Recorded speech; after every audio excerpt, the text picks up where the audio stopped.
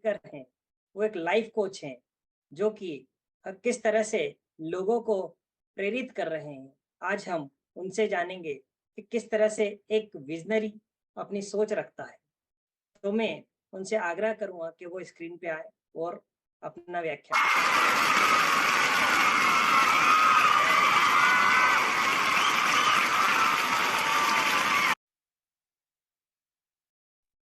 Thank you sir, thank you इतना शानदार warm welcome करने के लिए। और एक छोटी सी लाइन से शुरू करना चाहूंगा मैं। या तो सुरगाने शरमावे, इन पर देव रमण ने आवे, इन रोजस नर नारी गावे, धरती दोरारी ओ धरती दोरारी। मातृभूमि को प्रणाम करते हुए आज आपके इस वेबिनार में मुझे आप सब लोगों ने जो प्यार से बुलाया है, उसके लिए आप सब लोगों का बहुत बहुत आभार, बहुत बहुत धन्यवाद। मैं आज सबसे पहले धन्यवाद देना चाहूंगा सम्माननीय सचिन जी सर को, जिन्होंने आज इतना शानदार आयोजन किया और देश के कोने कोने से इतने बड़े बड़े स्पीकर्स को यहाँ बुलाया और हमें भी आग्रह किया समय निकालने के लिए और यहाँ आने के लिए। समय बिल्कुल नहीं था, मगर सचिन जी का आग्रह ठुकराने की हमारी हैसियत नहीं थी। सारे काम को छोड़कर हमें आना ही था, क्योंकि सचिन जी ने बुलावा भेजा था तो डेफिनेटली पहुंचना था। क्योंकि आज तक कभी ऐसा नहीं हुआ कि हमने सचिन जी को कभी बुलाया हो और सचिन जी ना आए हो। तो कर्ज तले दबे थे हम सचिन जी के, तो कर्ज का बोझ भी उतारना था। और राजस्थान जो है, जहां से मैं रहने वाला हूं, तो राजस्थान कभी किसी का कर्ज नहीं रखता है। तो यहाँ की धरती जो है वादे खिलाफी कभी नहीं करती। तो इसीलिए दोस्तों, आज सचिन सर का जो बुलावा था, किसी भी कंडीशन में टालने की स्थिति हमारी नहीं थी।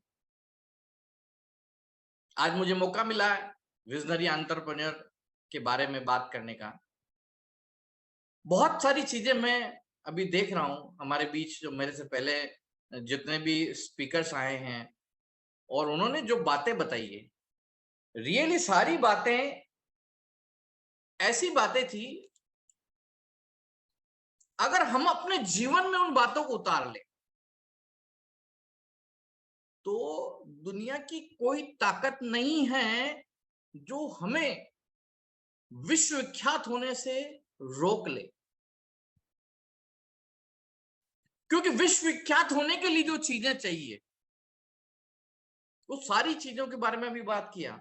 सबसे पहले मेरे परम श्रद्धेय भ्राताश्री नेपाल से जो हमारे बीच में हैं, माननीय राज सर, योगी राज सर, जो अपने आप में बहुत बड़े ट्रेनर हैं और 2 दिन से उनकी फिजिकल ट्रेनिंग चल रही है, जिसमें उन्होंने 8-8 घंटे खड़े रहकर वहां ट्रेनिंग दिया। उसके बावजूद आज वो, क्योंकि सचिन सर का आग्रह वो भी नहीं टाल सकते थे। यहाँ जितने स्पीकर्स हैं उनमें से कोई भी व्यक्ति सचिन सर का आदेश टालने की स्थिति में नहीं है, क्योंकि सचिन सर का प्रेम मोहब्बत इतना है और उन्होंने हमें इतना दिया है कि उन्होंने आज पहली बार हमें आग्रह किया कि इस वेबिनार में आने का।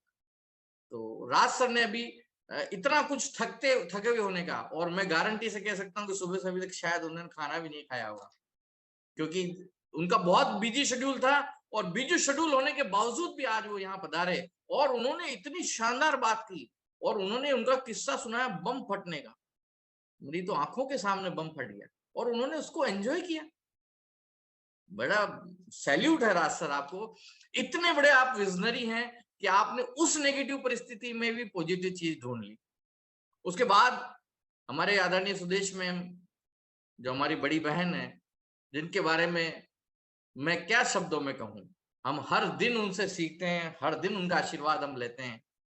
उन्होंने फोकस के बारे में जानकारी दी। डेफिनेटली एक फोकस आदमी को कहां से कहां ले जा सकता है। स्वामी विवेकानंद की उन्होंने एक छोटा सा उदाहरण दिया। वो उदाहरण पहले बहुत बार सुना, मगर आज जब उन्होंने बताया तो एहसास हुआ कि वाकई में वो क्या बड़ी चीज थी जो फोकस से विवेकानंद जी ने 700 पेज को 1 घंटे में पढ़ लिया। हमने जब सुना था तब कभी ये ध्यान नहीं दिया था कि वो किताब 700 पेज की थी या वो 1 घंटे में पढ़ी गई थी। ये पता था हाँ ऐसी घटना हुई है, मगर इतनी बारीकी से नहीं पता था। ये उनके बताने का, उसके समझाने का इतना शानदार तरीका है, जिसके लिए आज मैं परम आदरणीय सुदेश मैम को भी मैं धन्यवाद दूंगा कि मुझे आज उनको भी सुनने का मौका मिला। और बहुत सारी चीजें सुदेश मैम से मैंने सीखी। और जहां बात आती है कुछ कर गुजरने की, कुछ ऐसा कर गुजरने की जिसके बारे में दुनिया कहे ऐसा हो सकता है, उस तरह की शख्सियत जो हमारे बीच में है, हमारे सुधार संजीत सर जो बालासुर से हमारे बीच में है, और वो ऐसे शहर जहां एपीजे अब्दुल कलाम साहब ने जिंदगी भर अपना सारे प्रयोगशालाएं, प्रयोग जो है उनकी प्रयोगशाला, सारे प्रयोग जिस धरती पे किए वहां से हमारे बीच में है। और बिल्कुल जैसे एपीजे अब्दुल कलाम साहब में रिस्क लेने की क्षमता थी, वैसी ही रिस्क की क्षमता सुधार संजीत सर में है। और उन्होंने आज रिस्क पावर के बारे में हमें इतना सब कुछ बताया, और मैं कृतज्ञ हूं दिल से संजीत सर का कि ये क्वालिटी मैं निश्चित रूप से अपने आप में डेवलप करने का प्रयास करूंगा। और ये सब चीजों के बाद आज एक चीज के बारे में मैं आप लोगों से रिक्वेस्ट करना चाहूंगा कि सब चीजें होने के बाद अगर फिर भी अगर आप में एक चीज नहीं है, ये सब क्वालिटी आप ले आओ और आप में एक क्वालिटी अगर नहीं है, तो ये सारी क्वालिटियां पानी भरेगी, सब पे पानी फिर जाएगा। जिसको कहते हैं हम अपनी भाषा में कि किए धरे पे पानी फिर जाना।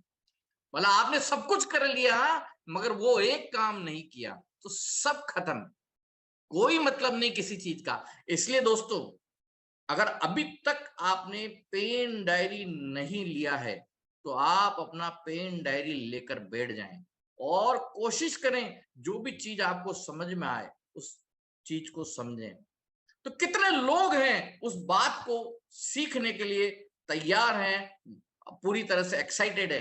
लिख दीजिए अगर आप एक्साइटेड है तो EX, क्योंकि मैं तैयार हूं, मैं एक्साइटेड हूं आपको उस बात को बताने के लिए जिसको करने के बाद ही ये सारी बातें होने वाली है। यस, लिख दीजिए EX। मैं देख रहा हूं सभी लोग EX लिख रहे हैं। सुदेश मैम ने लिखा है, सुधार सर ने लिखा है, सचिन सर ने लिखा है, राज सर ने लिखा है, वैशाली मैम ने लिखा है, बहुत सारे लोगों ने लिखा है EX, यानी आप सब लोग एक्साइटेड हैं। तो दोस्तों, आपके इस एक्साइटमेंट की कद्र करते हुए मैं आप लोगों को वो गुण बताने के लिए आप लोगों की खातिर अपने मोबाइल को अगले 30 मिनट के लिए स्विच ऑफ कर रहा हूं। और मैं चाहता हूं अगर आप लोगों का मोबाइल आपको डिस्ट्रैक्ट कर सकता है तो आप लोग भी अपने मोबाइल को अगले 30 मिनट के लिए बंद कर दीजिए, क्योंकि मैं आपके जीवन में वो एड ऑन करने के लिए सीरियस हूं। तो क्या आप लोग अपने जीवन में उन गुणों को एड ऑन करने के लिए सीरियस हैं? यदि यस, तो आप अपना मोबाइल स्विच ऑफ करें और मुझे लिखिए done done done. Very good, very good, very good. मुझे आप सब लोगों से यही सहयोग की अपेक्षा थी, क्योंकि मैं दोस्तों आज सचिन सर के आग्रह पर, आग्रह नहीं मेरे लिए तो आदेश, कि मेरे भाई हैं उनका आदेश मुझे मानना था, कि उनके आदेश पे आज आप लोगों के बीच में यहाँ आया हूं। मुझे आज आप लोगों के बीच में बात करने का अवसर प्राप्त हुआ। मैं भाग्यशाली तो बचपन से था, मगर आप लोगों के बीच में आज मुझे बात करने का अवसर मिला तो मैं आज सौभाग्यशाली हो गया। आज मुझे आप सब लोगों ने सौभाग्यशाली बनाया। आप सब लोगों का दिल की आंतरिक गहराइयों से बहुत बहुत धन्यवाद, बहुत बहुत आभार। दोस्तों, मेरा नाम देवेंद्र कुमार डाणी है। मैं राजस्थान की वीर भूमि में महाराणा प्रताप का नाम हर किसी ने सुना।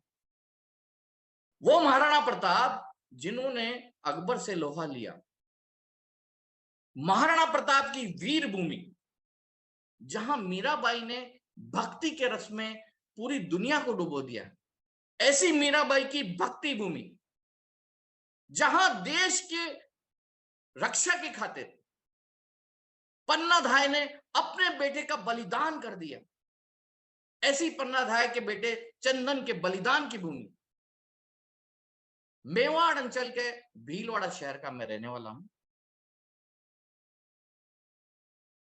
मेरा एक उद्देश्य बनाया है जीवन में कि वर्ष 2023 में 5000 लोगों के जीवन में बहुत बड़ा परिवर्तन लेकर आना है। और मैं चाहता हूं आप सभी लोग मेरे इस मिशन में मेरा सहयोग दें ताकि मैं इस मिशन को पूरा कर सकूं और बहुत जल्दी वर्ष 2035 तक मैं चाहता हूं इस पूरे हिंदुस्तान के 50 करोड़ लोगों के जीवन में चेंजेस लेके आऊं और वो 50 करोड़ लोग पूरे हिंदुस्तान को फिर से सोने की चिड़िया बना दें। तो क्या आप सब लोग इस मिशन में मेरे साथ हैं? अगर हैं तो लिख दीजिए चैट बॉक्स में, yes I am with you, I am with you. Thank you, thank you, thank you. दोस्तों, आपने माइंडसेट बनाया किसी भी काम को करने का, वो आपका माइंडसेट हो सकता है मिसाइल बनाने का हो, आपने माइंडसेट बनाया बुलेट ट्रेन बनाने का, वो बहुत बड़ा हो सकता है। आप माइंडसेट बना सकते हैं जोमेटो कंपनी बनाने का, आप माइंडसेट बना सकते हो ओला बनाने का, आप माइंडसेट बना सकते हो बल्ब बनाने का, आप माइंडसेट बना सकते हो पंखा बनाने का, आप माइंडसेट बना सकते हो कंप्यूटर बनाने का, आप माइंडसेट बना सकते हो मोबाइल बनाने का। पर ये सब तो बन चुका। मैंने ये सब कुछ इसलिए बोला कि ये सारे माइंडसेट बनाने जैसे आपको नया माइंडसेट बना सकते हो और उस काम पे पूरा फोकस कर सकते हो, उसको फोकस के साथ कर सकते हो। उस काम को करने के लिए आप रिस्क ले सकते हो। राजा हरिश्चंद्र जैसी, जिन्होंने सच्चाई के लिए अपने पूरे परिवार को निछावर कर दिया, मगर उन सब के बावजूद भी जो चीज आपको चाहिए वो है सचिन सर की तरह इस कार्यक्रम को आयोजित करने की जिम्मेदारी लेने की। जब तक आप किसी भी कार्य को करने के लिए जिम्मेदार नहीं बनेंगे, अपने आप की जिम्मेदारी नहीं समझेंगे, तब तक सब चीजें बेकार है। समझना होगा अपनी जिम्मेदारी को, क्योंकि आज सब लोग बिजी थे, मगर सचिन सर ने जिम्मेदारी ली कि ये विजनरी एंटरप्रेन्योर का वेबिनार आज करवाना है और लोगों के जीवन में बहुत सारा एड ऑन करना है। तो ये जिम्मेदारी हर जगह जरूरत है।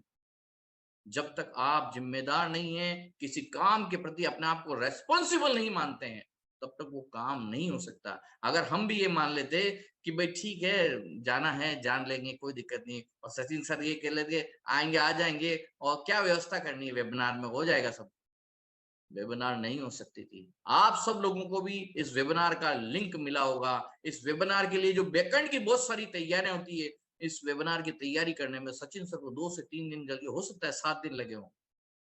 ये सारी तैयारियां करने के लिए जिम्मेदारी लेनी पड़ी होगी और वो जिम्मेदारी पूरी करने के बाद ही आज ये वेबिनार डिलीवर होगी। मैं चाहता हूं आप सभी लोग एक बार सचिन सर के लिए जोरदार क्लैपिंग करेंगे कि उन्होंने इतना शानदार आयोजन किया और यहाँ देश के बल्कि विदेश के, देश के साथ साथ विदेश के, नेपाल से हमारे बीच में इतने बढ़िया वक्ता को लेके आए, इतनी शानदार ट्रेनिंग तक दिया उन्होंने। और दोस्तों, इस जिम्मेदारी के ऊपर मैं एक छोटा सा बात करना चाहूंगा एक कहानी के माध्यम से। एक बार हमारे राज सर तो बहुत अच्छी तरह से जानते हैं पहाड़ियों के अंदर कि पहाड़ी में जब चढ़ाई करी जाती है तो बीच बीच में विश्राम करना पड़ता है। थोड़ा सा चढ़ेंगे विश्राम करेंगे, थोड़ा सा चढ़ेंगे फिर विश्राम करेंगे। आप सभी लोग भी वैष्णो देवी डेफिनेटली गए होंगे, या किसी ने अमरनाथ की यात्रा की होगी, किसी ने मानसरोवर की यात्रा की होगी। जहां भी आप गए, कहीं भी मान लो आप नहीं जाके आए, तो जब भी जाएं इस बात को नोट करना कि पहाड़ी पे जब चढ़ते हैं तो थोड़ी देर जाने के बाद रेस्ट करना पड़ता है और रेस्ट करने के बाद आगे जाते हैं। तो एक बार एक बच्ची अपने भाई को कंधे पे बिठाकर पहाड़ पे चढ़ रही थी गांव जाने के लिए। उसका गांव ऊपर पहाड़ी पे था और उसी पहाड़ पे एक नौजवान युवक जो शिक्षित पढ़ा लिखा अपनी अंग्रेजी की किताबों का बोझ लेके चढ़ रहा था। वो भी दोनों के साथ पास वजन था। लड़की ने भाई को बिठा रखा था कंधे पे, लड़के ने किताबें ले रखी थी। दोनों चढ़ते चढ़ते एक जगह विश्राम करते, दोनों का मुलाकात हो गई। मुलाकात हो गई तो शिक्षित युवक ने उस लड़की से कहा, उसकी दया देखते उसको दया आई, एक लड़की ने भाई को कंधे पे बिठा रखा और डेफिनेटली तो दया आई। तो उसने कहा बेटा आपने वजन अपने कंधे पे क्यों उठा रखा, नीचे रख दो। तो उस लड़की ने बहुत शानदार जवाब दिया जो हम सब लोगों के लिए सीखने रहे कि महाराज ये तो मेरा भाई है, वजन तो आपने उठा रखा है। उसने जिम्मेदारी लिया अपने भाई को पहाड़ पे अपने घर ले जाने का। एक छोटी बच्ची ने जिम्मेदारी को समझा, और हम सबको भी यही समझना है। विजनरी जो है उसको समझना होगा अपनी जिम्मेदारी को, अपने आप के प्रति सदैव स्वस्थ रहना है, क्या चीजें खानी है क्या नहीं खानी है। केवल 5 इंच की जबान के स्वाद के लिए कहीं ऐसा तो नहीं कर दिया हमने, अपने 5 फीट की शरीर की जिम्मेदारी को खत्म कर दिया। क्योंकि हमारे हिंदुस्तान में एक बहुत बढ़िया चीज है कि जब भी कुछ छोटी खुशी हो या बड़ी खुशी हो, मीठा तो होना ही चाहिए। पर मीठा कहीं ऐसा तो नहीं है कहीं आपकी कमजोरी बन गया है। तो दोस्तों, आपको समझना पड़ेगा सबसे पहले आपके अपने प्रति जिम्मेदारी, आपके स्वास्थ्य के प्रति जिम्मेदारी, आपकी शिक्षा के प्रति जिम्मेदारी, आपके रहन सहन के प्रति जिम्मेदारी, आपकी पर्सनालिटी के प्रति जिम्मेदारी, आपकी बात करने की शैली के प्रति जिम्मेदारी। आपको एक बेहतरीन पब्लिक स्पीकर बनना पड़ेगा, आपको एक दुनिया के वर्ल्ड क्लास पब्लिक पर्सनालिटी बनना पड़ेगा। और उसके बाद जिम्मेदारी बनती है आपकी आपके परिवार के प्रति, उसके बाद आपकी जिम्मेदारी बनती है आपके समाज के प्रति, उसके बाद आपकी जिम्मेदारी बनती है आपके देश के प्रति, और उसके बाद जिम्मेदारी बनती है आपकी पूरी पृथ्वी के प्रति, उसके बाद जिम्मेदारी बनती है पूरी मानव प्रजाति, पूरी ब्रह्मांड के प्रति। इस ब्रह्मांड में जितने भी जो कहें अवयव हैं, जिनके लिए आप जो कुछ करते हैं वो जिम्मेदारी आपकी।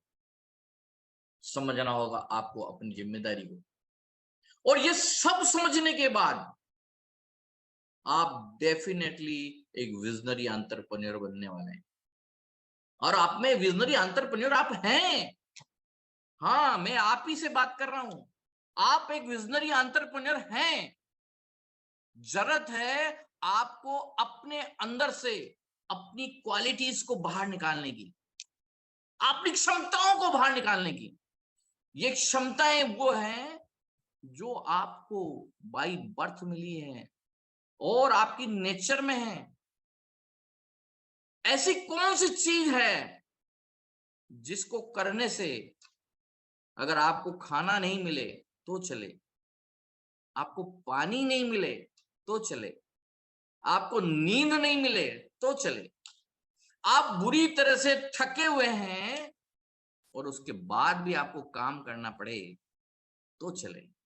और ऐसी ही एक घटना मैं हमारे माननीय एपीजे अब्दुल कलाम साहब के बारे में बताना चाहता हूं। उनसे जब किसी ने पूछा कि कलाम साहब आपने शादी क्यों नहीं किया, बड़ा शानदार और बहुत अच्छा उन्होंने जवाब दिया, और मैं तो भूल गया। वो उस काम की दीवानगी में शादी करना भूल गए। और हम लोग थोड़ा सा चैलेंज आ जाता है और काम से गिव अप कर देते हैं, छोड़ देते हैं काम को, सीखना छोड़ देते हैं, इम्प्लीमेंट करना छोड़ देते हैं। आप जिस क्षेत्र में हैं बहुत जल्दी छोड़ देते हैं। मैंने देखा है, क्योंकि मैंने जीवन में बहुत सारे काम करने का अनुभव लिया है। मैंने देखा है लोग सामाजिक क्षेत्र में काम करते हैं और वहां क्या होता है कि सामाजिक क्षेत्र में एक बात आप सब लोगों को पता होगी, सामाजिक क्षेत्र में जब सामाजिक कार्यकर्ता काम करता है वो लाख करोड़ गुना अच्छा काम कर दे, मगर उसको यही कहता है कि आपने किया क्या है। राजनीतिक क्षेत्र में आज हमारे आदरणीय नरेंद्र भाई जी मोदी साहब इतने सारे काम कर दिए हैं, मगर फिर भी बहुत सारे लोग हैं जो कहते हैं कि किया क्या है। आज हम ट्रेनिंग लाइन में हैं, पूरा प्रयास करते हैं लोगों को कुछ समझाने का, लोग कहते हैं होगा क्या।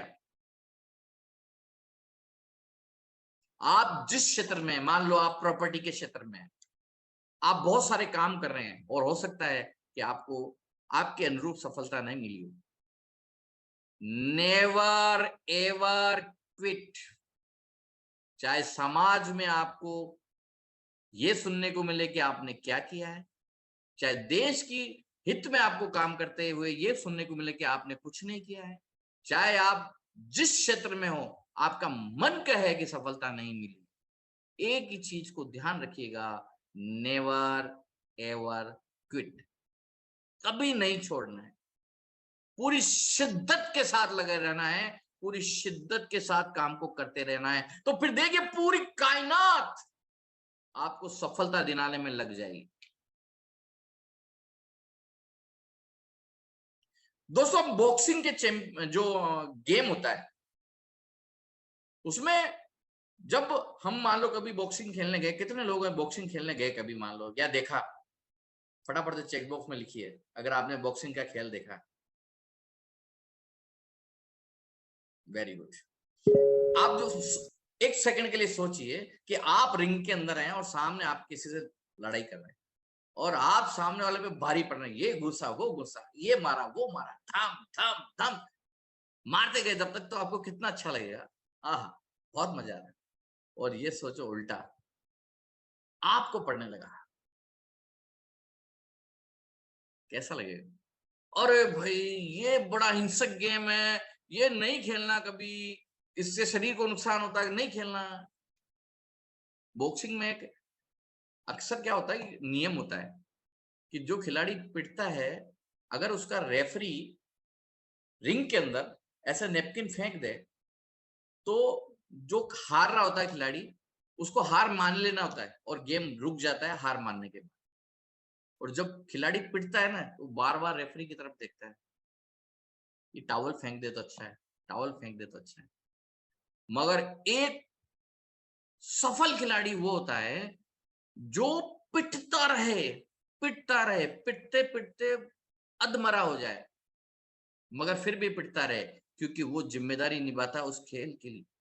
और उसके दिमाग में एक चीज बन चलती है कि मैं अगर पिट भी रहा हूं मगर ये पीटने वाला भी तो थकेगा, और जब ये थक जाएगा तब मैं इसको पीटूंगा। और ऐसे में वो गेम जीत जाता है, जिम्मेदारी को निभाता है उस गेम को जीतने की। क्या आप सब लोग ऐसी जिम्मेदारी को निभाने के लिए तैयार हैं? अगर ये जिम्मेदारी आप निभाने को तैयार हैं तो इस बात को लिख लीजिए, आप लोग डेफिनेटली इस दुनिया में बहुत बड़ा काम करने के लिए आए हैं। एक घटना आपको मैं और सुनाता हूं, एक जीवंत घटना है। एक बार की बात है, किसी लड़के की घटना है।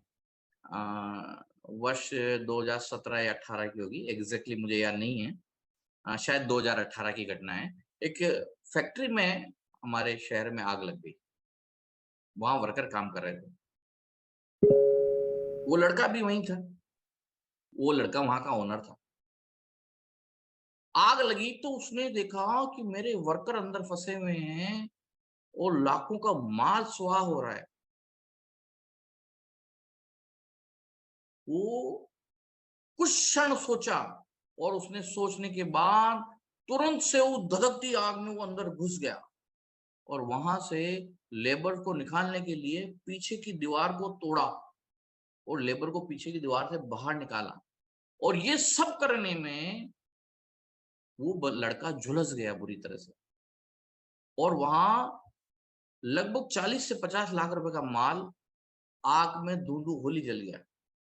और पता है दोस्तों, वो माल जो जला वो लुब्रिकेंट ऑयल था, और वो आग से इतना गर्म हो गया कि उसको निकालते निकालते सारे स्टाफ को निकालने के बाद वो लड़का अंदर रह गया और आग चारों तरफ से फैल गई। वो जो तेल था वो फर्श पे फैल गया, गर्म हो गया, और वो लड़का था वो स्लिप होके फर्श पे गिर गया और पूरा तेल गर्म, वो लड़का फर्श पे, चलने की स्थिति नहीं, चलता है तो वो स्लिप होता है।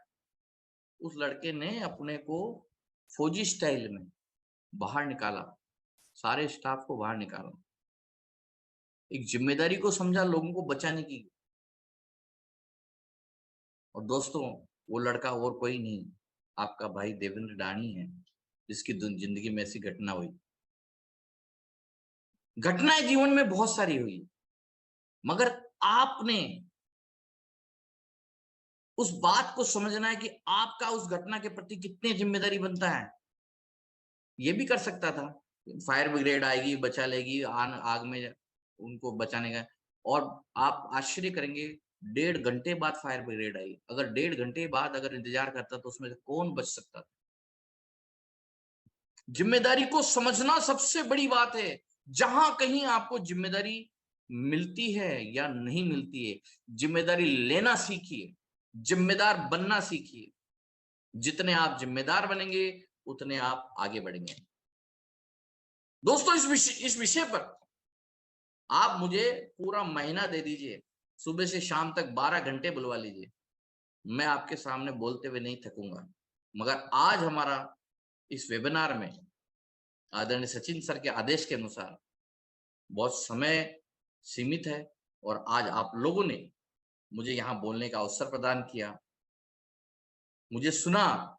मैं आप सब लोगों का बहुत बहुत आभारी हूँ, और मैं आज आप सब लोगों से आज अपनी बात को यहीं विराम करने की इजाजत चाहूंगा, और निवेदन करूंगा सचिन सर से आप आगे की बात बहुत सवाल। बहुत बहुत धन्यवाद सर, बहुत बहुत धन्यवाद। हमारे दानी सर ने हमको रिस्पॉन्सिबिलिटी समझाई। उन्होंने मुझे इस चीज को बताया कि मैंने किस तरह से रिस्पॉन्सिबिलिटी को निभाया है और मैं अभी निभा रहा हूँ। जी हाँ दोस्तों, अगर आपके जीवन में आप अपनी रिस्पॉन्सिबिलिटी उठाना जानते हैं, वो चीजों को जानते हैं कि हमको हर काम को अपने एज ए रिस्पॉन्सिबिलिटी लेके करना है, तो डेफिनेटली जो सर ने बताया है कि चाहे फोकस हो, चाहे कि हम कितनी भी रिस्क लेने के लिए तैयार हो, चाहे हमारा पॉजिटिव माइंडसेट, फिर भी हम सक्षम तब भी नहीं है, हम सफल तब भी नहीं बन सकते जब तक कि हम इन सब चीजों के साथ साथ अपनी रिस्पॉन्सिबिलिटी ना लें। क्योंकि रिस्पॉन्सिबल पर्सन ही इन सब चीजों को कर सकता है, और रिस्पॉन्सिबिलिटी के साथ साथ बहुत सारी चीजें उनके जीवन में आती हैं। एक रिस्पॉन्सिबल पर्सन ही एक अच्छा लीडर बन सकता है, एक रिस्पॉन्सिबल पर्सन ही एक अच्छा ऐसा व्यक्ति बन सकता है, एक अच्छा विजनरी बन सकता है। जी हाँ दोस्तों, तो मैं एक बार सुनना चाहूंगा कि एक बार हमारे देवेंद्र दानी जी हैं, उनका जोरदार तालियों के साथ जो है धन्यवाद हमको प्रकट करना चाहिए कि उन्होंने आज अपने व्यस्तम समय में निकालकर, इतना व्यस्तम समय से अपना समय निकालकर हमारे सामने इस वेबिनार में शिरकत करी। साथ ही साथ हमको जो है अपने ज्ञान से यहाँ पर उन्होंने उस ज्ञान गंगा में हमको बहा दिया, और उन्होंने ऐसी ऐसी चीजें हमको बताई, जो कि ऐसी घटनाएं को सुनकर ऐसा लगा कि हमको हमारी जिम्मेदारी को किस तरह से निभाना। मेरे 1, 2 और 3 बार 1, 2, 3 बोलने पर एक बार जोरदार तालियों के साथ हमको उनका धन्यवाद प्रकट करना चाहिए। धन्यवाद। 1, 2, 3। Thank you. बहुत बहुत धन्यवाद।